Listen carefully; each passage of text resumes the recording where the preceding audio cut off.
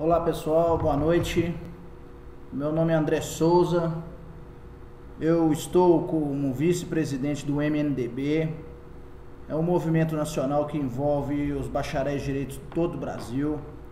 E eu venho nesse momento à presença de vocês solicitar a toda a sociedade que apoie o movimento dos bacharéis em direito no Brasil.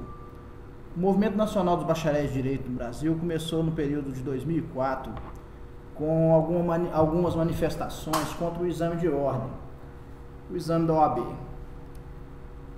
Obviamente, nós sabemos que a OAB é uma entidade de classe necessária para toda a sociedade brasileira, que muito fez durante o período de adequação da democracia no Brasil, através também do ilustre Rui Barbosa, que veio trazendo os cursos jurídicos para o Brasil e a formação acadêmica de boa qualidade para todos os interessados daquele período, naquele tempo.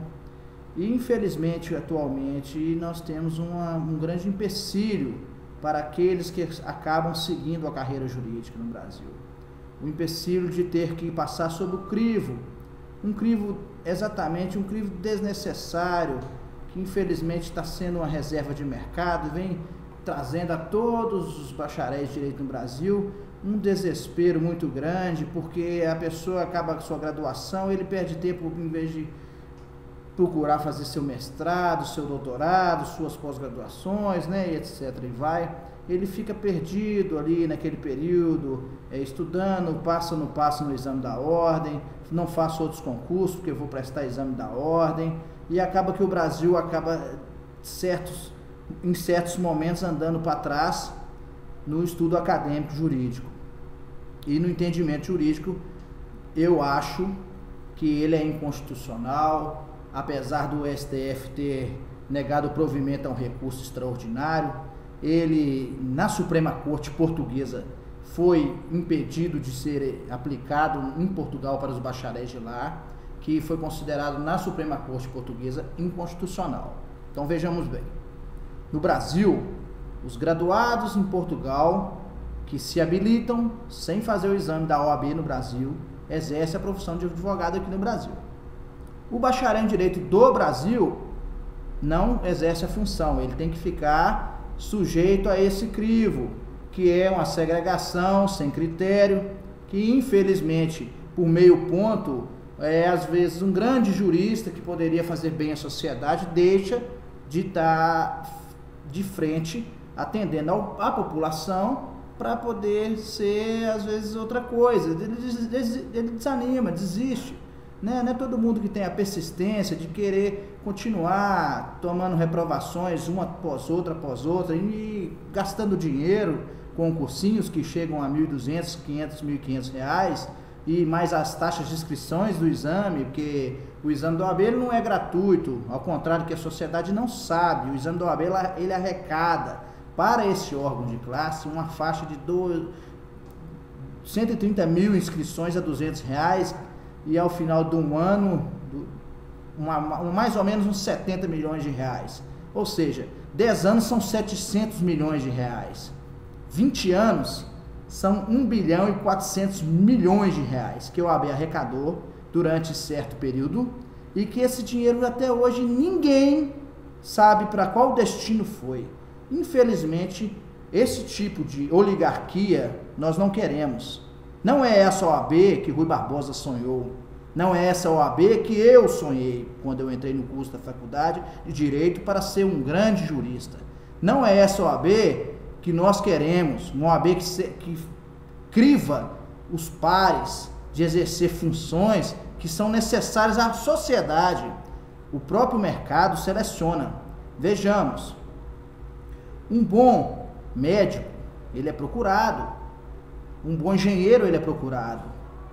Existem bons e maus em todas as profissões.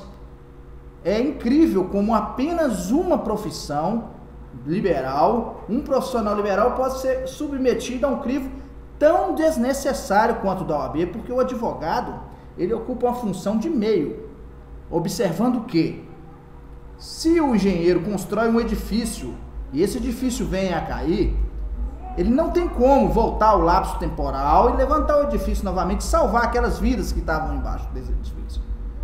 Outra coisa, o médico, numa mesa de cirurgia, se o paciente virar óbito, ele não tem possibilidades de negociar mais nada.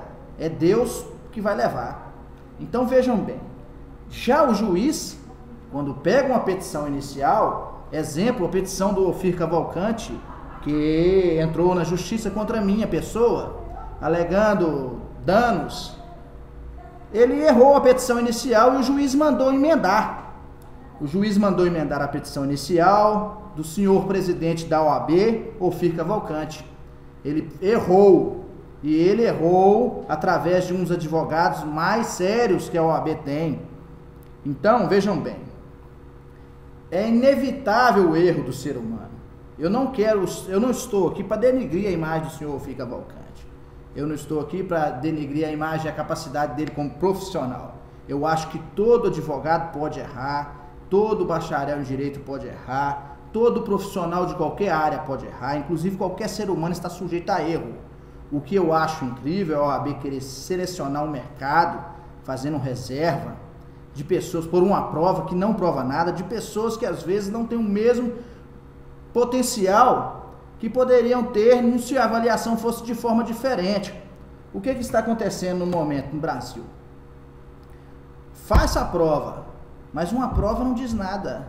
A competência do indivíduo é nos tribunais, é no seu discernimento, é na sua capacidade intelectual, a competência está no seu caráter, na sua capacidade de raciocínio. A competência do indivíduo não está só na caneta e no papel. Uma competência não pode ser analisada de um advogado apenas numa caneta e num papel que foram feitos no cursinho que decorou as questões. Cursinhos esses que estão sob suspeitas. É certo, né? Eu estiver enganado, mas a Polícia Federal tem vários inquéritos envolvendo cursinhos de direito e cursos de faculdade de direito que estão disputando primeiro quem vai passar mais. Isso aí no Distrito Federal, o Ministério Público já denunciou venda de carteira da OAB de 20 mil a 40 mil. Deixava a primeira fase, recebia o gabarito da primeira fase, na segunda fase deixava em branco. E aí o que acontece? Vamos direto à base que nós precisamos hoje. Eu não vou deixar bastante claro ainda não, vou deixar em dúvida as pessoas sobre realmente o que você acha que o bacharel de direito é no Brasil. O bacharel de direito no Brasil é marginal. O graduado em direito no Brasil merece viver à margem da sociedade, porque ele ficou por meio ponto numa avaliação, ficou 5 anos numa faculdade, fez estágio.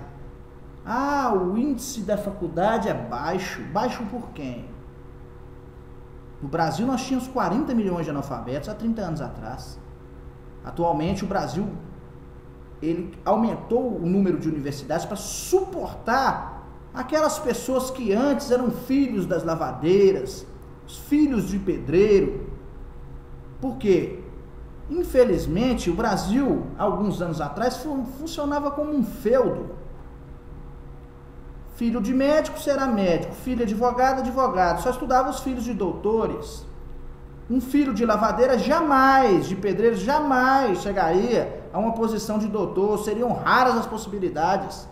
Hoje, o governo federal investiu no FIES, no ProUni, entendeu? Nas vagas das universidades, e graças a Deus o Brasil está formando no segundo grau, né, no ensino médio, está formando as pessoas, e as pessoas estão ingressando no curso superior. E o Brasil está crescendo com isso. Infelizmente, esse argumento esdrúxulo, que o ensino é ruim, é uma mentira, é uma falácia, é até um desaforo com o corpo docente, todos os corpos docentes das universidades privadas estão sendo atacados pela OAB sobre alegações de até de estelionato. Sabe por quê? Porque a OAB não quer. A OAB não quer. Ela quer reservar o mercado, ela não quer que esses estudantes ingressem no mercado. Só que tem campo para todo mundo, o Brasil é muito grande, e o índice, são 400 mil advogados no Brasil que não fizeram exame da OAB, e nem por isso eles são atacados. Mas vejam bem, a OAB não quer. E porque a OAB não quer, nós, o povo brasileiro, vamos ficar prejudicados. É incrível como uma oligarquia pode mandar num sistema. O senhor presidente da OAB está atuando como ministro da Educação no Brasil. É impossível aceitar uma circunstância dessa. A OAB não quer. Simplesmente porque a OAB alega que o ensino é fraco, mas quem dá aula nas faculdades de direito são juízes, são promotores, são advogados, delegados de polícia. Quem dá aula nos cursos de medicina são médicos. E todos, 70% por exigência da OAB, por exigência do MEC, perdão, são todos obrigados a ter 70% do corpo docente das universidades tem que ser de mestre e doutores. Os outros 30% podem ser colocado à disposição as vagas para pessoas graduadas, pós-graduadas. Vejamos. Se o corpo docente das universidades é feito de juristas, de delegados, de juízes, de promotores, a culpa é de quem? A educação está ruim? Ou alguém está subestimando a capacidade intelectual personalíssima das pessoas? Eu queria, como presidente do movimento, como vice-presidente nacional do movimento, eu queria que o povo colaborasse com o nosso trabalho. O nosso trabalho é um trabalho de cidadania, em prol da sociedade, é um trabalho que não visa lucros. Nós passamos aperto, nós trabalhamos duro para poder divulgar essa mensagem, que muitas vezes somos colocados como marginais. Somos colocados como pessoas incompetentes. E é uma mentira. Eu peço a Deus que Deus ilumine aos olhos das pessoas.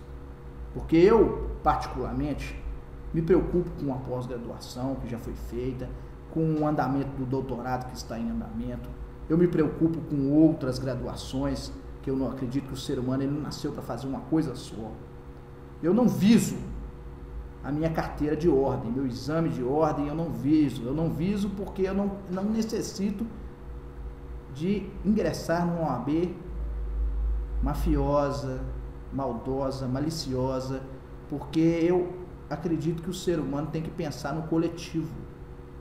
Esse é o fundamento do princípio da Constituição, que fala sobre fraternidade. Infelizmente, o Brasil está perdendo juristas, pessoas que poderiam estar contribuindo para a sociedade muito, contribuindo para o povo brasileiro, pessoas que poderiam estar ingressos no quadro de advogados do Brasil, inclusive para salvar vidas. Não digo salvar vidas na área de saúde, mas salvar vidas. A alegria faz parte da vida. Quando a pessoa consegue seu objetivo na justiça de ganhar o seu direito, que é sagrado, e muitas vezes a pessoa, por ser carente, ele não tem condição de buscar esse direito. Um advogado hoje, a reserva de mercado dá o patamar de um valor alto. A defensoria pública é precária, tem poucos defensores públicos, e muitas vezes o indivíduo ele fica precluso no direito dele por não poder pagar a um advogado. E a OAB reservando o mercado, ela traz esse mal para a sociedade. Os bilhões de reais que a OAB juntou esses anos todos poderiam muito bem preencher, caso ela contribuísse com esse dinheiro, na porcentagem que qualquer empresa faz, poderia contribuir para o povo brasileiro cerca de 1 milhão de casas populares, que ela sonegou, no meu entendimento, do povo brasileiro.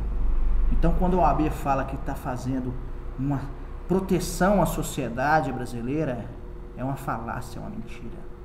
A OAB está destruindo famílias. Eu conheço pessoas que suicidaram porque não passaram no exame da OAB. Eu conheço pessoas que estão endividadas com FIES porque não passaram no exame da OAB.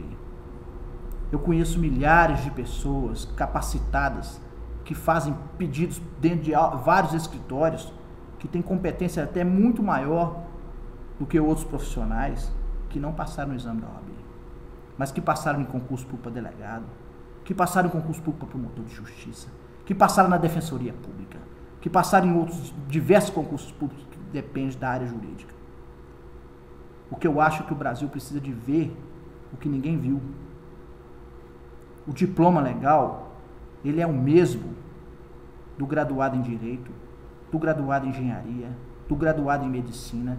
Diploma legal é diploma legal. Não é justo o que está sendo divulgado na mídia, o que estão colocando, que quem formou em Direito não tem competência nenhuma. Ou o governo toma posição, ou o povo vai tomar. Eu quero agradecer a todos e muito obrigado pela atenção.